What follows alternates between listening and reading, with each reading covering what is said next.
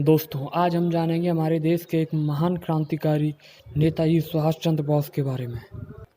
उन्होंने एक नारा लगाया था जो कि अभी बहुत प्रसिद्ध है, तुम मुझे खून दो मैं तुम्हें आज़ादी दूंगा। नेताजी सुभाष चंद्र बोस वो एक भारतीय ऐसे नेता थे जिन्होंने हर भारतीय के मन में एक स्वर चाह की जगा दी और इनकी लीडरशिप इतनी महान थी कि न इनके चाहने वाले भारत में बल्कि पूरी ही दुनिया में प्रसिद्ध थे। साथ ही सुभाष चंद्र बोस गांधी जी के बहुत बड़े प्रशंसक थे, लेकिन स्वतंत्रता पाने का तरीका नेताजी सुभाष चंद्र बोस का बिल्कुल गांधी जी से अलग था। उनका मानना था कि आज़ादी जैसी बड़ी उपलब्धि को अहिंसा से नहीं पाया जा सकता। उनका मानना था कि इसके लिए बहुत सी जानें लेनी पड़ेंगी और बहुत से बलिदान भी देने पड़ेंगे, और यही वजह है आज भी अगर आज़ादी की बात होती है और नेताजी सुभाष चंद्र बोस का नाम ना आए, ऐसा तो हो ही नहीं सकता। तो दोस्तों, इस वीडियो में भी हम नेताजी सुभाष चंद्र के बोस के जीवन को थोड़ा पास से जाकर देखेंगे। तो दोस्तों, इस कहानी की शुरुआत होती है 23 जनवरी 1897 से, जब उड़ीसा के कटक गांव में नेताजी सुभाष चंद्र बोस का जन्म हुआ।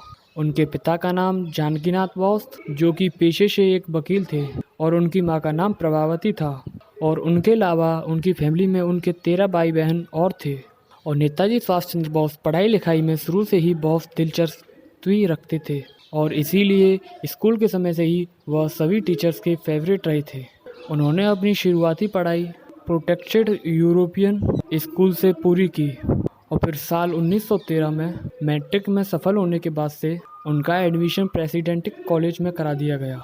और नेताजी सुभाष चंद्र बोस बचपन से ही स्वामी विवेकानंद और रामकृष्ण के विचारों से बड़े ही प्रभावित हुए थे, और इन्हीं महापुरुषों के विचारों से प्रेरित होकर बोस को यह लगने लगा कि उनकी पढ़ाई लिखाई से ज़्यादा देश के हित में काम करना जरूरी है।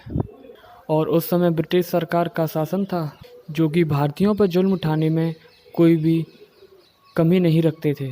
और अपने आसपास हो रहे जुल्मों को देखकर नेताजी सुभाष चंद्र बोस ने भी स्वतंत्रता की चिंगारी को पकड़ लिया।